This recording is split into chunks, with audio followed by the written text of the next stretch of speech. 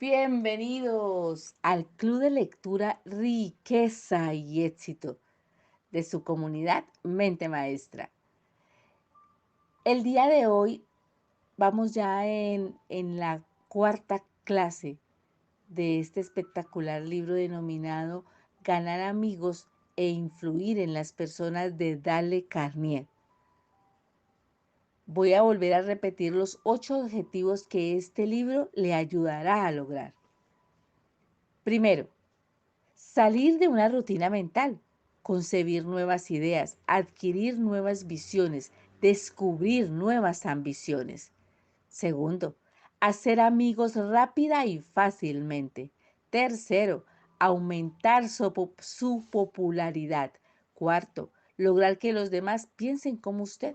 Quinto, aumentar su influencia, su prestigio, su habilidad de lograr que las tareas se realicen. 6. Proceder ante las quejas, evitar discusiones, preservar sus relaciones humanas afables y agradables. 7. Convertirse en un mejor orador, un conversador más jovial. 8. Despertar entusiasmo entre sus asociados. Este libro ha logrado todas esas cosas para más de 15 millones de lectores en 36 idiomas. Con esta promesa, este va a ser el resultado que vamos a obtener después de la lectura de este libro. Seguimos con el capítulo número 1 que vimos en la clase número 3, en la clase pasada. Vamos a seguir su lectura. Quedamos en la mitad del capítulo. Entonces vamos a proceder el día de hoy a terminar este capítulo súper espectacular de aprendizaje, y de ese capítulo nos quedó una enseñanza. La crítica es inútil porque pone a la otra persona en la defensiva y por lo común hace que trate de justificarse. La crítica es peligrosa porque lastima el orgullo tan precioso de la persona, hiere su sentido de la importancia y despierta su resentimiento. Entonces, la enseñanza de la clase anterior es no criticar. Vamos a quitar la crítica de dentro de nuestro diario vivir, de nuestra forma de comunicarnos con las demás personas. A veces la primera manera de comunicarnos es criticando a la persona, criticándola. Entonces, vamos a quitar la crítica. Dice, comprendamos que la persona a quien queremos corregir y censurar tratará de justificarse probablemente, de censurarnos a su vez. Entonces, es algo de nunca acabar y no hay una enseñanza ahí. Entonces, hay una manera de hacer que las personas entiendan que no están haciendo bien las cosas, pero no es criticándolo. No los censuréis, son tal como seríamos nosotros en circunstancias similares. Entonces, enseñanza de este capítulo es no juzgues si no quieres ser juzgado. No los censures, porque son tal como seríamos nosotros en circunstancias similares. Ellos están actuando como actuaríamos nosotros en circunstancias muy parecidas.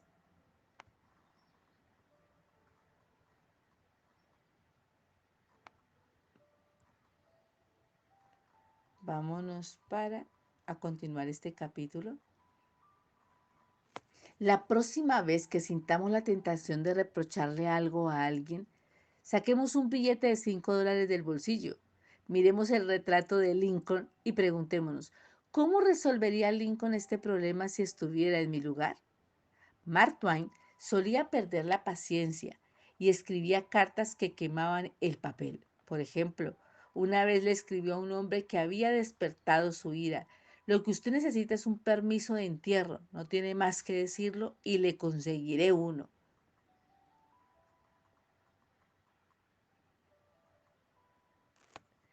En otra ocasión le escribió a un editor sobre los intentos de un corrector de pruebas de mejorar mi ortografía y puntuación. Ordenó lo siguiente: imprima de acuerdo con la copia que le envío y que el corrector hunda sus sugerencias en las gachas de su cerebro podrido. ¡Wow! Mark Twain Se sentía mejor después de escribir estas cartas hirientes. Le permitían descargar presión y las cartas no hacían daño a nadie, porque la esposa del escritor las desviaba secretamente. Nunca eran despachadas. ¿Conoce usted a alguien a quien desearía modificar y regular y mejorar? Bien, espléndido. Yo estoy en su favor, pero ¿por qué no empezar por usted mismo antes de modificar, cambiar, regular y mejorar a los demás? Vámonos a mejorarnos a nosotros mismos primero. Desde un punto de vista puramente egoísta, eso es mucho más provechoso que tratar de mejorar a los demás. Sí, y mucho menos peligroso. ¿Por qué es peligroso? Porque creamos resentimiento en las personas. No te quejes de la nieve en el techo del vecino, sentenció Confucio, cuando también cubre el umbral de tu casa. Me encanta esta frase. Voy a volver a leer esta frase de Confucio. No te quejes de la nieve en el techo del vecino, cuando también cubre el umbral de tu casa. Cuando yo era un joven y trataba empeñosamente de impresionar bien a los demás, escribí una estúpida carta a Richard Harding Davis, autor que por entonces se destacaba en el horizonte literario de los Estados Unidos. Estaba preparando yo un artículo sobre escritores y pedí a Davis que me contara su método de trabajo. Unas semanas antes había recibido de no sé quién una carta con esta nota al pie: dictada pero no leída. Me impresionó mucho. Pensé que quien escribía debía ser un personaje importante y muy atareado. Yo no lo era, pero deseaba causar gran impresión a Richard Harding Davis y terminé mi breve nota con las palabras dictada pero no leída. Él no se preocupó siquiera por responderme. Me devolvió mi nota con esta frase cruzada al pie: su mala educación solo es superada por su mala educación. Wow, es cierto que yo había cometido un error y quizá mereciera el reproche, pero por ser humano me hirió. Me hirió tanto que 10 años más tarde, cuando leí la noticia de la muerte de Richard Harding Davis, la única idea que persistía en mi ánimo, me avergüenza admitirlo, era el reproche que me había hecho. Si usted o yo queremos despertar mañana un resentimiento que puede perdurar décadas y seguir ardiendo hasta la muerte, no tenemos más que hacer alguna crítica punzante. Con eso basta, por seguros que estemos de que la crítica sea justificada. Cuando tratamos con la gente debemos recordar que no tratamos con criaturas lógicas, tratamos con criaturas emotivas, criaturas erizadas de prejuicios e impulsadas por el orgullo y la vanidad. Las críticas acerbas hicieron que el sensitivo Thomas Hardy, uno de los más notables novelistas que ha enriquecido la literatura inglesa, dejara de escribir novelas para siempre. La crítica llevaron a Thomas Chatterton, el poeta inglés, al suicidio. Benjamin Franklin, carente de tacto en su juventud, llegó a ser tan diplomático, tan diestro para tratar con la gente, que se lo nombró embajador norteamericano en Francia. ¿El secreto de su éxito? No hablaré mal de hombre alguno, dijo, y de todos diré todo lo bueno que sepa. Wow. Vuelvo a repetir lo que dijo Benjamin Franklin. ¿Cuál fue el secreto del éxito de Benjamin Franklin? Dice: no hablaré mal de hombre alguno, y de todos diré todo lo bueno que sepa. Yo aquí voy a hacer un paréntesis, porque eso también es lo que hemos aprendido en varios de los libros que hemos leído aquí en nuestra comunidad. Y es que es importante. O sea, cuando vayas a corregir a tu hijo, cuando vayas a hablar con tu mamá, cuando vayas a hablar con tu compañero de labor, con tu jefe, con las personas a tu alrededor, es que lo básico, básico, básico es que mires lo bueno que tienen. Resaltes siempre lo bueno. Eso se lo agradezco muchísimo a los libros que yo he leído, porque es cierto que me he topado con personas, me he encontrado en la vida con personas que no me hacían como mucha gracia, pero por lo general, y gracias a estas enseñanzas, siempre les miraba lo bueno y destacaba lo bueno de estas personas, ¿sí? Tuve jefes con unas personalidades muy extrañas, pero yo siempre les destacaba lo bueno que tenían. Y es súper importante que lo hagamos. De hecho, para corregir a mis hijos, por lo general siempre les resalto lo bueno que tienen antes de empezar a decirles las cosas que a mí me parecería que sería buena que miraran y revisaran de sí mismos. De hecho, lo he hecho desde niños, aunque ellos todavía de niños no sabían cómo autocorregirse, pero como les fue creando ese hábito de autocorregirse siempre, de irse autocorrigiendo, entonces pues siempre les resalté lo bueno que tienen. Entonces, por decir algo, si yo quería que leyeran un poco más, entonces les comenzaba a incentivar el hábito de la lectura. Entonces ellos comenzaban a pedir libros que yo les comprara y lógicamente yo les compraba esos libros. Y así mismo les fui incentivando ese hábito de la lectura. Nunca les dije, no, es que mire que ustedes no leen, es que... no, no, no. Sino que sería bueno, qué dicha, leamos juntos, hagámoslo juntos y empezamos a leer juntos libros. Y así les creé ese hábito. El secreto del éxito de Benjamin Franklin es que no hablaré mal de hombre alguno y de todos diré todo lo bueno que sepa. Cualquier tonto puede criticar, censurar y quejarse, y casi todos los tontos lo hacen, pero se requiere carácter y dominio de sí mismo para ser comprensivo y capaz de perdonar. Un gran hombre, aseguró Carlyle, demuestra su grandeza por la forma en que trata a los pequeños.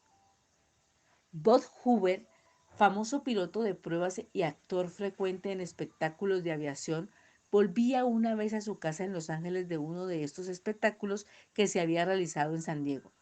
Tal como se describió el accidente en la revista Operaciones de vuelo a 100 metros de altura, los dos motores se apagaron súbitamente. Gracias a su habilidad, Hoover logró aterrizar, pero el avión quedó seriamente dañado, pese a que ninguno de sus ocupantes resultó herido, o gracias a Dios que ninguno de sus ocupantes resultó herido.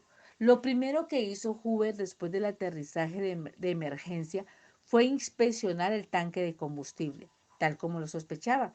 El viejo avión a hélice, reliquia de la Segunda Guerra Mundial, había sido cargado con combustible de jet, en lugar de la gasolina común que consumía. Al volver al aeropuerto, pidió ver al mecánico que se había ocupado del avión.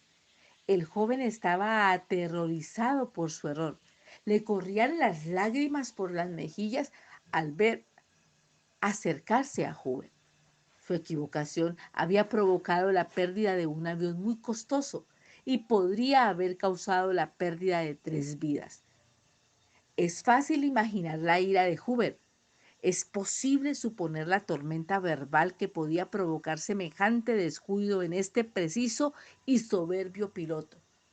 Pero Hoover no le reprochó nada, ni siquiera lo criticó. En lugar de eso, puso su brazo sobre los hombros del muchacho y le dijo, para demostrarle que estoy seguro de que nunca volverá a hacerlo, quiero que mañana se ocupe de mi F-51. Con frecuencia los padres se sienten tentados de criticar a sus hijos. Quizás el lector espera que yo le diga, no lo haga, pero no lo haré.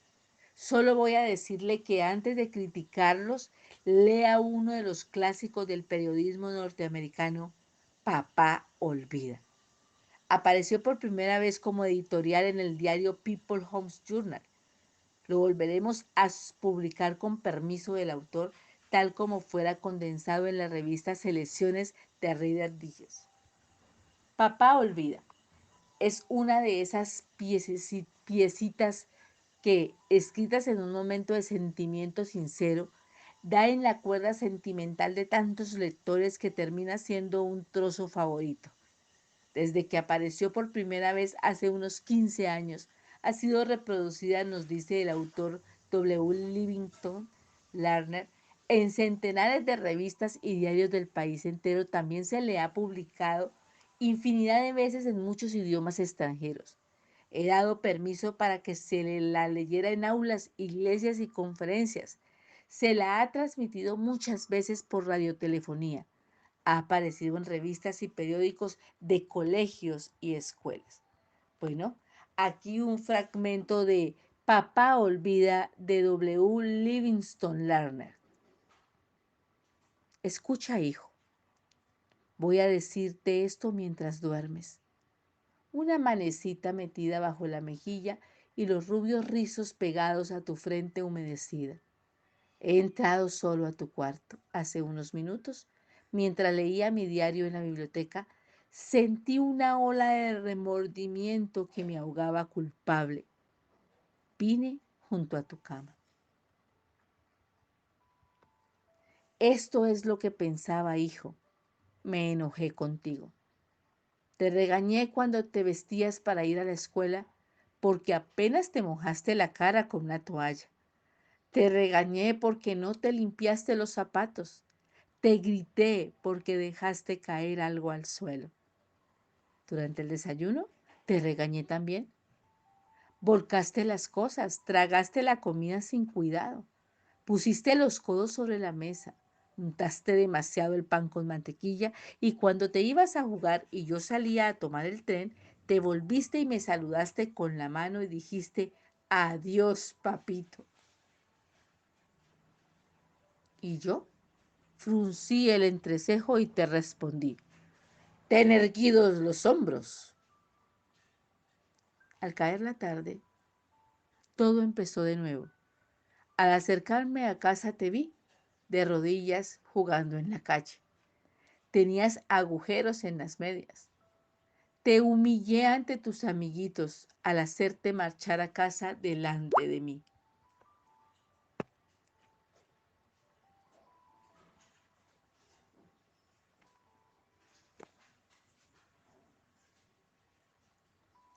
Las medias son caras y si tuvieras que comprarlas tú, serías más cuidadoso. Pensar, hijo, que un padre diga eso. ¿Recuerdas? Más tarde, cuando yo leía en la biblioteca y entraste tímidamente con una mirada de perseguido, cuando levanté la vista del diario, impaciente por la interrupción, vacilaste en la puerta. ¿Qué quieres ahora? Te dije bruscamente. Nada respondiste, pero te lanzaste en tempestuosa carrera y me echaste los brazos al cuello y me besaste. Y tus bracitos me apretaron con un cariño que Dios había hecho florecer en tu corazón y que ni aun el descuido ajeno puede agotar. Y luego te fuiste a dormir con breves pasitos ruidosos por la escalera. Bien, hijo. Poco después fue cuando se me cayó el diario de las manos y entró en mí un terrible temor. ¿Qué estaba haciendo de mí la costumbre? La costumbre de encontrar defectos, de reprender. ¿Esta era mi recompensa a ti por ser un niño? No era que yo no te amara, era que esperaba demasiado de ti y medía según la vara de mis años maduros. Y hay tanto de bueno y de bello y de recto en tu carácter. Ese corazoncito tuyo es grande como el sol que nace entre las colinas. Así lo demostraste con tu espontáneo impulso de correr a besarme esta noche. Nada más que eso importa esta noche, hijo. He llegado hasta tu camita en la oscuridad y me he arrodillado lleno de vergüenza. Es una pobre explicación. Sé que no comprenderías estas cosas si te las dijera cuando estás despierto.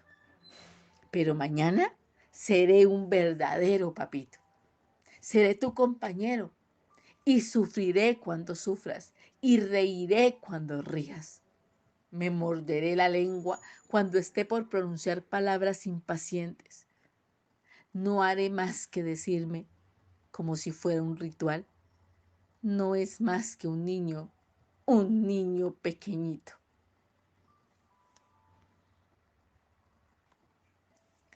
Temo haberte imaginado hombre, pero al verte ahora, hijo, acurrucado, fatigado en tu camita, veo que eres un bebé todavía. Ayer estabas en los brazos de tu madre, con la cabeza en su hombro. He pedido demasiado, demasiado. En lugar de censurar a la gente, tratemos de comprenderla. Tratemos de imaginarnos por qué hacen lo que hacen. Eso es mucho más provechoso y más interesante que la crítica. Y de ello surge la simpatía, la tolerancia y la bondad. Saberlo todo es perdonarlo todo. Ya dijo el doctor Johnson, el mismo Dios, Señor, no se propone juzgar al hombre hasta el fin de sus días. Entonces, ¿por qué hemos de juzgarlo usted o yo? Regla número 1.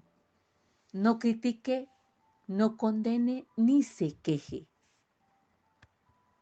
Regla número 1. No critique, no condene ni se queje. Y hoy estamos espectacularmente bien. Me encanta, me encanta haber leído esta carta porque la manera con que nosotros educábamos a nuestros hijos siempre era la crítica, los juzgamientos. ¿Por qué lo hiciste?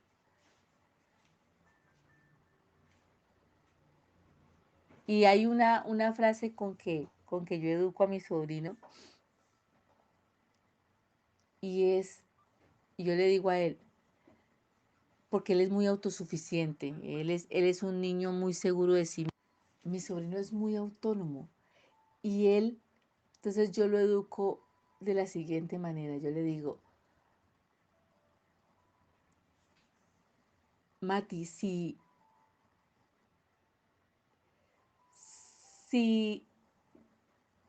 Dios hubiese querido que tú hicieras las cosas solito, o sea, está bien que las hagas solito, pero también es importante que escuches lo que los adultos te enseñamos, ¿sí? Porque él casi no escucha, o sea, no escuchaba, y ahora sí así. Entonces, porque es que si no, entonces papá Dios te había mandado solito al planeta. Si te mandó con adultos y con papá, con mamá, con abuelos, es porque ellos están para direccionarte y enseñarte, y tú para aprender, y para que no te hagas daño. Entonces, si yo te dije ahorita que no te subieras en esa baranda, porque es posible que te lastimes, te caigas, y te expliqué que te puedes deslizar, entonces yo lo cogí en brazos y lo fui bajando, bajando, y mire lo alto que está, te puedes lastimar. Entonces lo importante es que aprendas de eso. Esa es mi manera. Entonces yo, por esa razón existimos los adultos en los niños, para poderlos educar y para poderlos direccionar, porque nosotros ya vivimos eso que tú estás viviendo. Ya actualmente ya él hace más, él es más obediente actualmente, pero hace 1 año, 2 años no lo era, estaba más pequeño, tiene actualmente 6 años. Entonces, ¿qué quiero decir con eso? Los adultos estamos en la vida de los niños para educarlos, no para criticarlos ni juzgarlos, sino para direccionarlos para que no se hagan daño. Sí, ese es uno de nuestros objetivos. Ayudarlos, apoyarlos, direccionarlos, cuidarlos para que no se hagan daño. Y así mismo es con las personas que laboran con nosotros. ya no como niños, pero sí, si tenemos nosotros una trayectoria, un conocimiento, y ellos apenas están empezando, nuestros colaboradores están empezando, ¿por qué juzgarlos y criticarlos y no hacer un alto en el camino y explicarles cómo se debe hacer la labor por la cual les estamos pagando, sí, pero la cual requerimos un resultado? Entonces, no es que yo le estoy pagando por eso y no, lo está haciendo mal, no. Sería bueno hacerlo de esta manera porque el resultado de esta y esta manera es este. Y el resultado de hacerlo de la manera que lo estás haciendo es este. Entonces, nos vamos a ahorrar tiempo, vamos a sacar un producto de muy buena calidad. ¿Sí? Es la manera con que nos dirigimos a los demás. Entonces, ya aprendimos en esta regla número 1, ya nos quedó súper claro y gracias a Dale Carnier, pues lo vamos a aplicar en nuestras vidas. Y es que no critique, no condene ni se queje. No critique, no condene ni se queje. Regla número 1.